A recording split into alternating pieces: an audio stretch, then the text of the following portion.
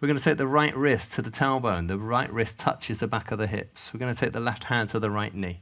If your hand doesn't reach the floor, make a fist or put a block under that right arm. Push with the right hand, lift your head, make the spine as stretched as you can. Squeeze your belly, so full awareness to the belly here as you look over the right shoulder. So we're twisting with a straight spine, looking over the right shoulder. As you inhale, push with the right hand, lift the head to the ceiling.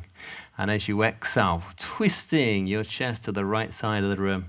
Twisting through the vertebrae, the spine, and using your belly muscles here. So really feeling that belly button pulling into the spine and that strength building in your belly here.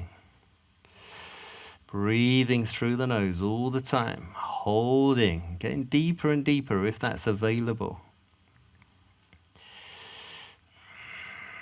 It's the muscles to the side of the belly, the cross-transverse muscles that we're really working on here. Lots of definition could be added to your core.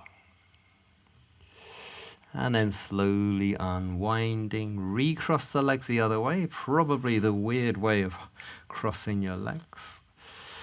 And take the right hand to the left knee, left wrist touches your tailbone, push with the back hand, fist or block under that left hand if you need it.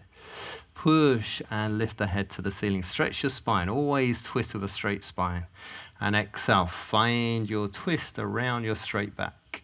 Pulling the belly button into the spine, making your belly as strong as you can, small as you can. We're trying to squeeze your intestines, your liver, your spleen. Make that space inside your body tiny if you can. Healthy detox for your digestive system here. Good wake up. Keep with the breath. Go deeper and deeper if it feels good.